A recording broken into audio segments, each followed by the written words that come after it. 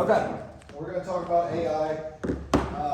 This is not how, it's not necessarily about our company. It's more so like take Jeff, the business owner, away from it, and this is just Jeff, the information giver, because I think like just for your professional careers, whether it's here, and I hope you all retire with this company, but if it's not, it's just something that you, it's a moment that we need to like kind of understand what's happening.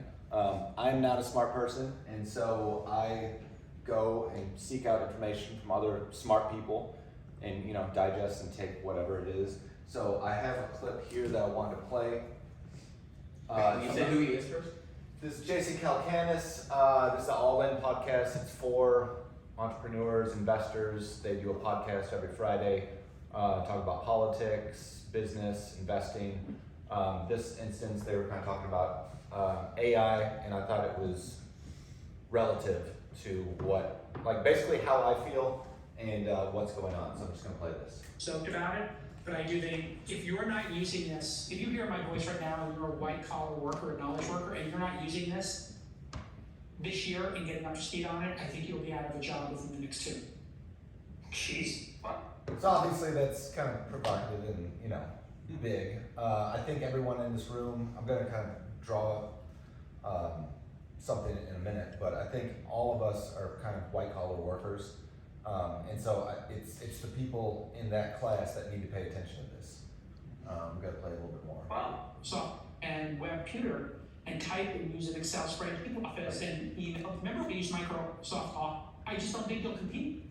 It would be like trying to compete without knowing how to use Microsoft Office 20 years ago, right? Like, could you work and not know email? Remember when we came into the workforce 30 years ago and some people knew Office and email and web research and then other people didn't? Those other people retired. They were phased out. If you didn't know how to use a computer and type and use an Excel spreadsheet or do a PowerPoint, you were done. I think there's 2 possible ways you can interpret what you're saying. So in terms of the economic impact. So one is that you could say, well, AI is going to do 30% of the knowledge work, therefore 30% of the knowledge workers are going to be put out of work.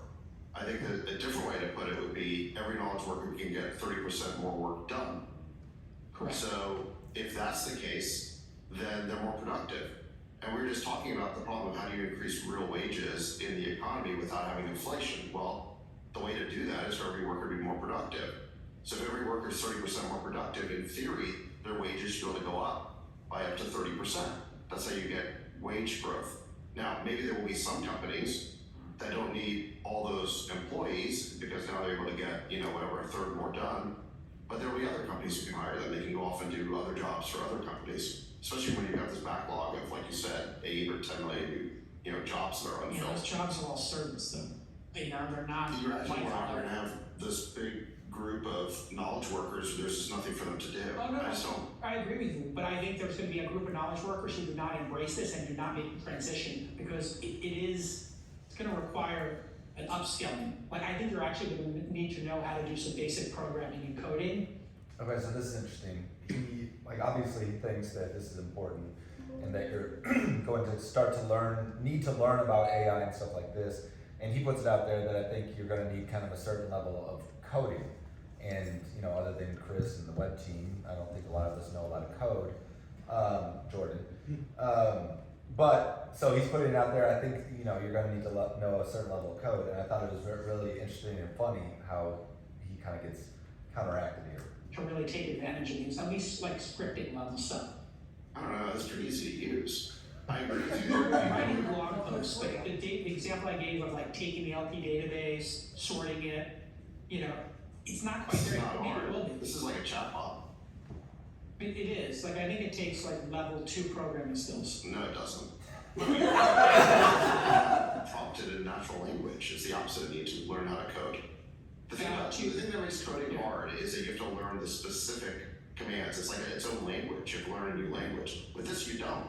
In fact, one of the cool things about some of these OpenAI APIs is that you just tell it what you want it to do. There's not even like a scripting language. A lot of it's in natural language. And that makes it incredibly easy to use, even for developers.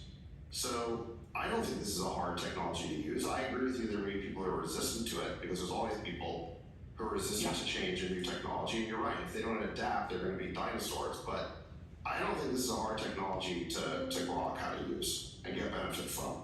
You might be right. I mean, right now, it's so new that the glue between systems is just not there yet, and maybe you'll be able to talk to ChatGPT-4 and it'll connect your database on Notion, it'll take a type form and a survey monkey, put it all together and figure that all out for you. Oh yeah, Natural that's the whole language. game right now is people connecting all these things. And that's what I'm talking about. And like, that's kind of not there yet, and the auto GPT stuff, you need a developer right now. But anyway, I'm deep in it, and I am more excited right now. This feels to me like 2005 to 2012 period, when you just saw Ajax and the web and speed just all coming together so quickly, and the rapid iteration is just unbelievable. Every day I find a use for it. I have made my default web page opening, like when I open a new page on my PC, it just opens ChatGPT-4 now, just so I'm forcing myself to use it for every possible tense. And the people who work for me, some of them are doing it, most of them are not, and I'm just trying to drag everybody along. And that's kind of where I'm at. I'm trying to, you guys said I talk a lot about it, and I probably do, but I'm kind of feeling like he is. Like, this is a big moment for technology, and I want everybody to kind of embrace it. You don't need to like go in and know all the AIs, but I would suggest getting familiar with ChatGPT.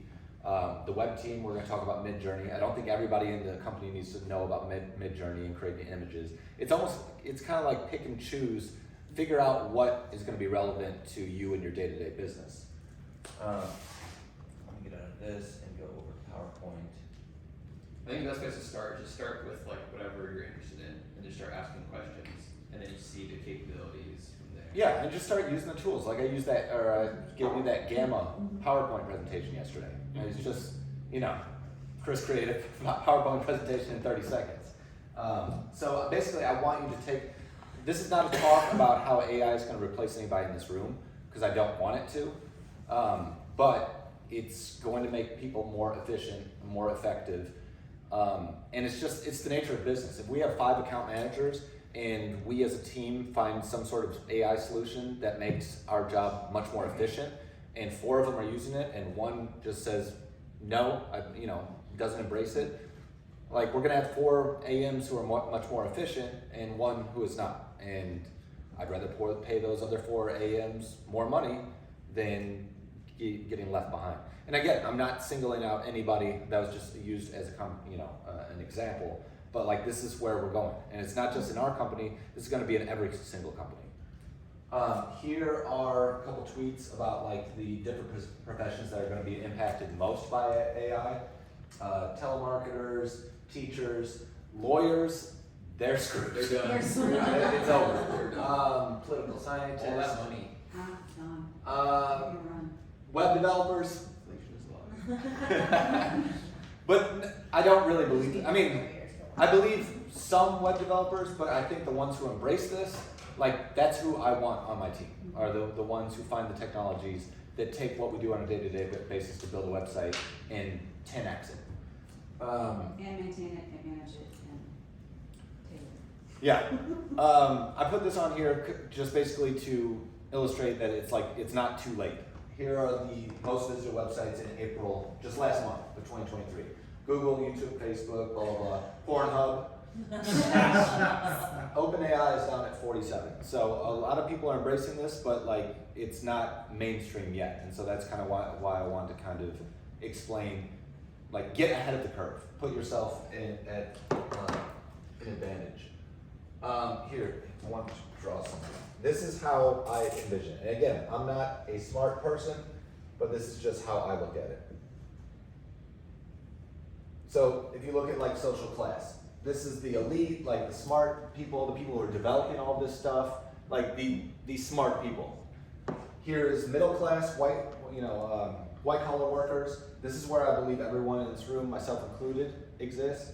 And then you've got, I don't know what you want to call it, low Blue collar. blue collar, yeah. So that's what I believe what we have right now. I believe what AI is going to do, it's going to blend these. So now we've got high collar, whatever you want to call it, where we are right here, and then you've got the rest. That's where I think this thing is headed. I think the people who are going to use this and embrace it and learn it and be able to like 10x themselves efficiently, productivity, I think we're going to stay right here. I think people who are going to stick their head in the sand and not embrace this, they're just going to get phased out over time. That makes sense, because you mean they'll be relying on it without knowing how to use it, pretty much. No, I don't think they'll be using it, so I think companies will say, we don't need you anymore. Yeah, I mean, there's so many avenues. I just think of like the logistics, everyone who does scheduling and everyone who does all that, AI is gonna run all of it. So all of those individuals, like I'm just kind of thinking out loud, but just different industries that are going to switch over very quickly to this when everything is sort of in place, probably within the next 12 months. So you're right, I mean, it's leveraging it in a way that makes you the person that gets to oversee all the AI automation for that particular department because you know how to use it. Yeah, he said in the video, he says he thinks in 2 years, if you're not upskilling yourself, you're gonna be out of a job. That I don't feel that with our company and the people here, but we're gonna have opportunities where we're gonna be able to create more efficiency and level ourselves up. And so I want everybody just to be aware of that. And again, like I said, I want everybody to stay at this company forever, but if you don't, and if you're trying to go to a different company applying, like, you just need to know who you're gonna be up against. There's gonna be people who, go ahead. I was gonna ask, is there some kind of platform where you can put in everyone's emails and then just say, I need a 1 hour meeting with X, Y, and Z, and then it'll show you relevant times? Is that like an AI thing that exists? For our company, No, just like, do you know of an AI tool that exists that do that? it exists, 100%. I don't know exactly what it is, but Googled it. Yeah, there's one that like basically you tell it all the things that you want to do, and then it goes out and does something. But that's not like super easy to use right now, so you have to wait. yeah, all these things, like there are gonna be outliers that come to the top. Think about social media. It started with, I don't know, Tumblr, then MySpace, there's Twitter, there's Facebook. Obviously Facebook grew and was the outlier. Then through evolutions, there are different platforms, and Instagram grew to the top. And then now TikTok is at the top. So it's gonna be the same with AI. Right now there are thousands of different AI things. There are gonna be some, like ChatGPT right now, who knows, that's Microsoft. Google's working on something big. Elon's working on something. Twitter could do something with all of their information, Reddit. Eventually something will rise to the top, but basically now's the time to just start getting just general knowledge about some of this stuff. I don't think you need to spend an hour on it every single day, maybe 30 minutes a week. I can give you, go to my Twitter thread. Actually, let's just pull that up because that'll probably be funny. If you go to my For You, where's my mouse? So let's just look. Obviously, Twitter kind of learns you and what you click on. ChatGPT, now it's a big problem. Google just updated its free competitor Bard, so that's AI. Here's AI tools, something about the news, AI, ads, AI. Like every single one of these is like a chat thread of 10 new tools. And so what I do, I've got a Google Doc that I just, like when I find something new, I just plug it in here. So I think everybody should have this. Maybe we can create something like company. There's a AI encyclopedia that has all that. Okay, well, There's an AI tool for this. okay, perfect. This is just my own notes, just because like, I can't just paste in, you're not gonna get to know every single AI tool. These are just ones I've come across that I've actually played with a little bit. So I've got, oh, this is not the actual document.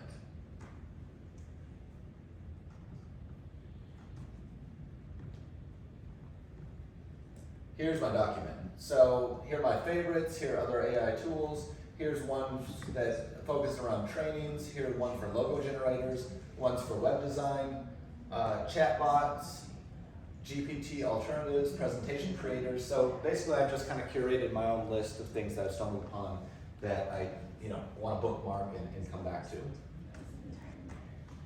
Okay, so I want to go over ChatGPT just with a couple quick slides and what I think it's relevant to like what we do. I did this on training, but I don't know how many people saw the video, so we're just gonna run through it. You can go to ChatGPT and get zip code lookup. So let's say we're on a website. Here are the places that the website says it targets. We want to get zip codes, so just paste it in. What are the zip codes for these areas? Gives you all the zip codes. Negative keywords. We have a new client who's running AdWords. He's a pool builder, does custom pools. He does not do service, maintenance, renovations, or remodels. Can you help build me a negative keyword list? Again, you just want to start playing with this to make your job more efficient. Can you give me a list of 30 negative keywords? Here it is. You can even probably take your negative keyword list. Here's what we've got so far. What are some additions that you think would be relevant? And just see what it spits out. SEO copy, it's great for title tags, H1 tags. Just with a simple prompt, it gives you all of this. Some title tags. I mean, literally, I just said, can you write me some title tags based on the conversation that we're having? And there it is. Meta description for the home page. Gave me a meta description. Rewrite content. You go to, let's say we have a client, needs a new website, doesn't have any content. And we call them, they have nothing. Send us your bio, they send nothing. Let's just go to a different website, pull this, let's rewrite it. And then, looks great, but can you reword it so it reads differently than the original text? It gives you 100% custom, unique content that we can then go show to the client, being like, check this out, how does this look? And then they can give you any edits, but it lowers the bar. On the headlines though, it could be very generic headlines. So my favorite keyword is jazz it up. Yeah. And it will literally make it a lot more engaging, and I like that. And then Andrew pointed out doing image sequencing for geos. You can just say, give me 20 geos or get 20 image names for this specific keyword in this geo, and it spits them out and download images. Jazz it up, spice it up. Yeah, that's great. I've had some stuff where it spit it out, and I was like, "Whoa, that looks a little too professional. People are going to know I did not write this. Can you dumb it down a little bit?" So that's really what this thing, that's where we're going. It's about prompts, prompt engineer, learn how to talk to it and to get what you want. Meeting notes. This is the one I really like. Like in Dialpad, you can go and get the transcript. I can legit just copy this over into ChatGPT and say, give me a summary.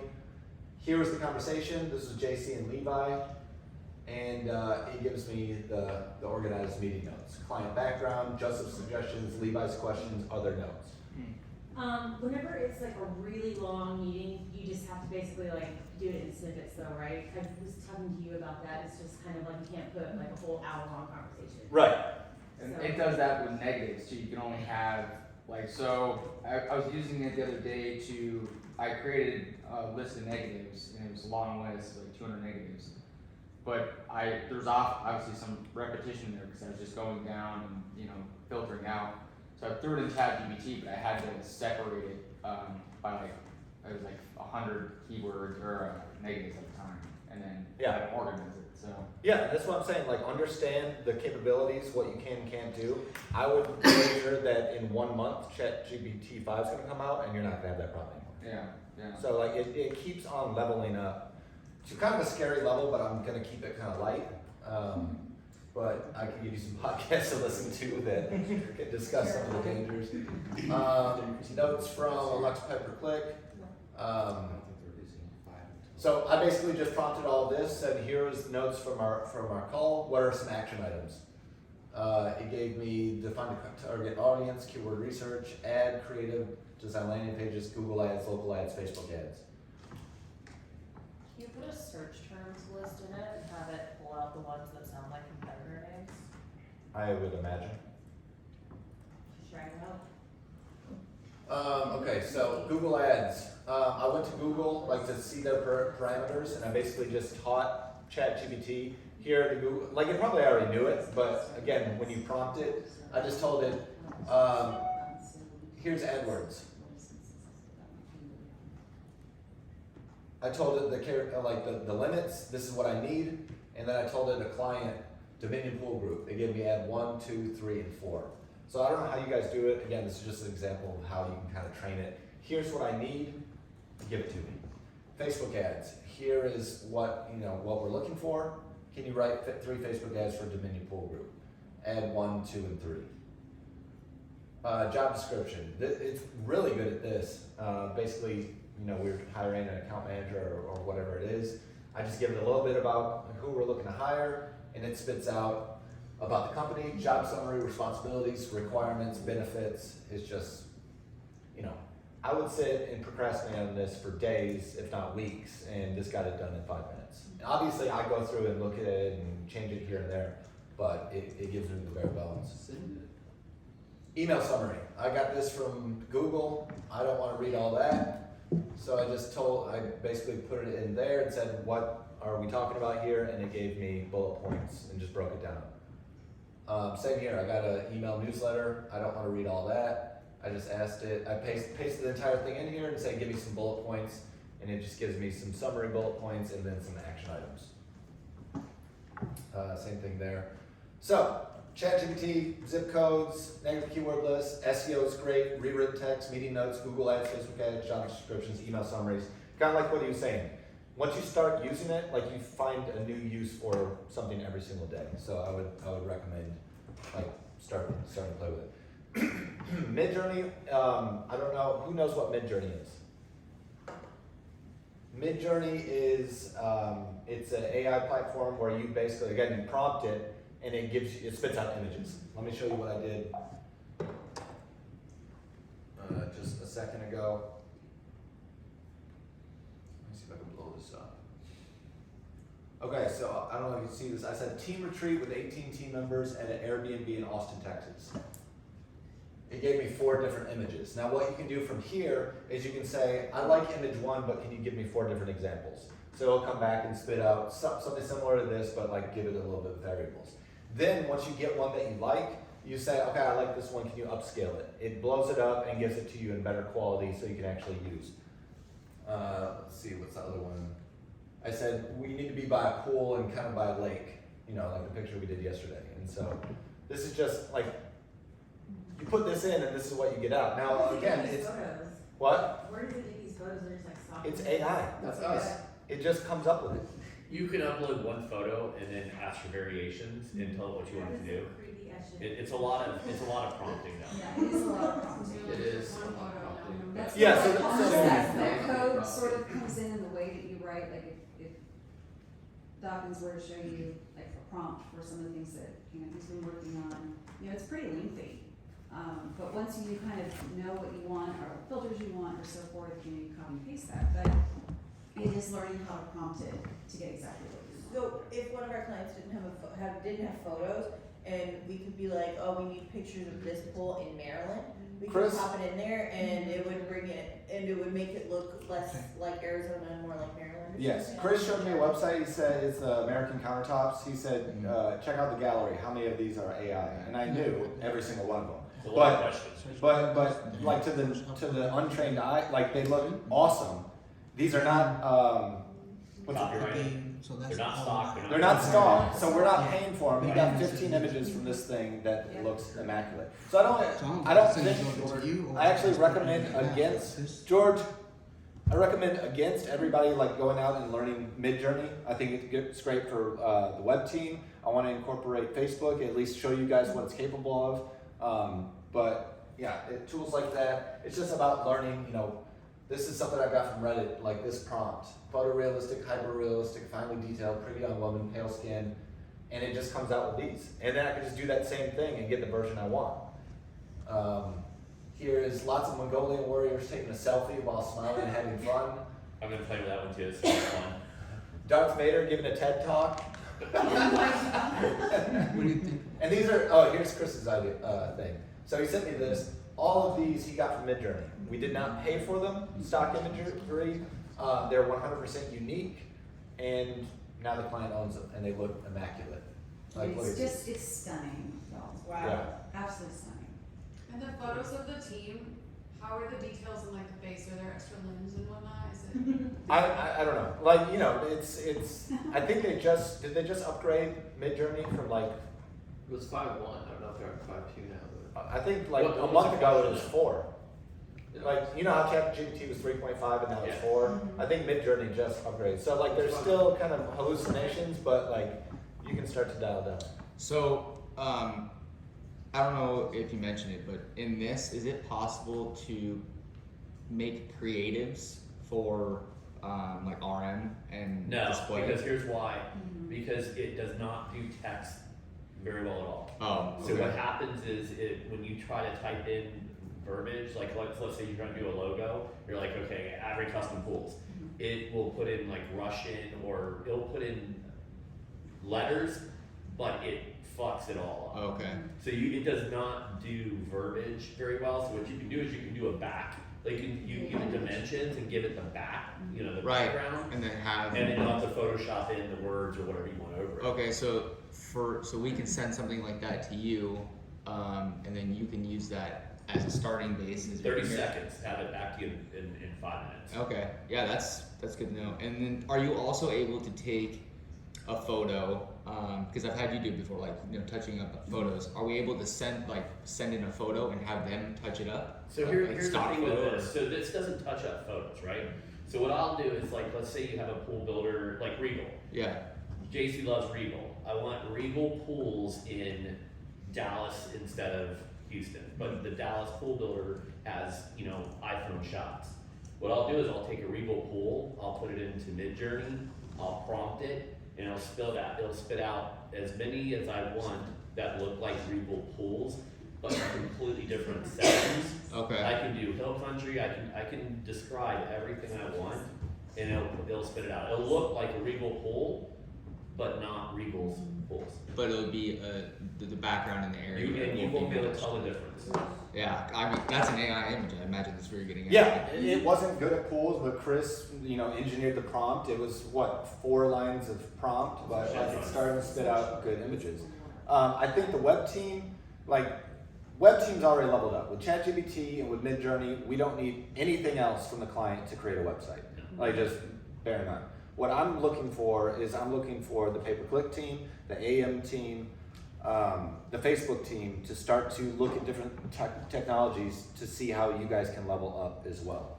You want to see what we're working on? We've been working on We're this. working on stuff. Yeah. Okay. Yes. We're writing code to automate the processes that we do. So Do you want to come share? I mean, I'm not going to show the code, but basically, if you go to Asana, Why can't you show the code? Which one are you gonna do first? It's a sacred go to Asana. Go to Asana.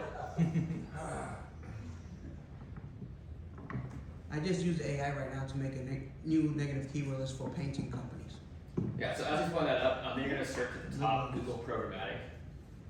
So basically, the whole idea is as AI comes on board and we get more towards machine learning and smart bidding, all that stuff that we have to use going forward. Essentially, we're trying to minimize the tasks that we're doing that are menial, that make no sense. So this is Google Ads Programmatic. You guys can all look this up inside of Asana if you want. So basically what we're doing is we have in production, these are all of the codes that we're going to start working on. So anytime we have an idea that hey, I want to stop doing this one particular task, we put it in there and then we basically go into ChatGPT. We actually use ChatGPT and Bard. So we kind of ask ChatGPT, then we go over to Bard and say, hey, is this right? And then we kind of go back and forth. And then whenever we get errors, we just take the error, we put it right back into Bard or ChatGPT, and then it gives us the correct code.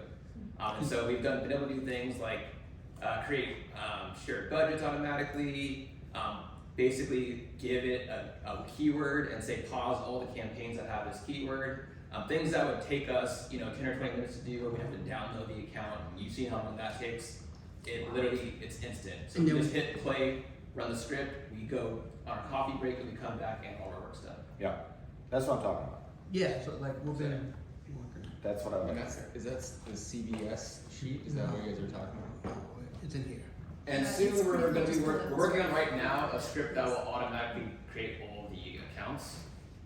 But that's gonna be a minute. Okay, so I put together a couple different, again, there are all these AIs. I don't want to go over all Most of of them, the times. but it's fun to kind of just, this one, rationale, that Gina, you put in, if you're struggling with a decision, you just tell it, and it kind of maps it out. It's like it gives you pros and cons. It will do what's it called? The 4 quadrant. The SWOT analysis. Yeah, it does a SWOT analysis. Like literally, you just say, "Here's what I'm thinking. I need to make a decision," and it helps you like get. I think I put in here, should I get a cat? And it it said pros, enjoyment with Pros enemies. and then like cons. Cons, your girlfriend might think that's a little feminine. Like it's very funny. Here's one, TripNotes.ai. This is gonna kill the travel guide industry. I just say I want to spend a day in Mexico City, and it plans out a whole itinerary. Wait, that's what? I'll put all these in the chat. So wait, I got a trip next week. Yeah, Gamma, we did that yesterday where you create a PowerPoint presentation. Here's one that I want to share. I just want to pull up this video and then I'm done. Because I think when we're looking at doing that My Performance, the training and stuff like that, I think this is kind of a game changer. If you need to share how to do something, you have to use Scribe. Automatically generate step-by-step guides while you work. All you have to do is click record, and Scribe will capture every click and keystroke while you do the process. Hit stop recording, and there you have your beautiful guide ready to go in It seconds. just makes you a guy. Add additional steps Does and it, text. Does it and record, screenshots. like, Leave the guide audio as well? Huh? Does it record audio as well? So I don't know. Okay. I think it would record audio if you actually have the mic turned on, and if you're talking through it or you're talking, Yeah. it should. I'll put all these links in the chat, but it's just like it's stuff like this to start to play with because like that whole thing can just take training from a 10-hour thing like down to 20 minutes. Like even if you guys are sharing, you want to share the engineers, George, you want to share something with DeAndre, you just press record and start clicking. You don't even have to talk, but you can just start. I think that's like a really neat way to start sharing stuff. You Anyway. record the voice and then you put it on top of whatever you're doing. That's all I got. To that, I know that we have a Vimeo account, so I was talking about this yesterday.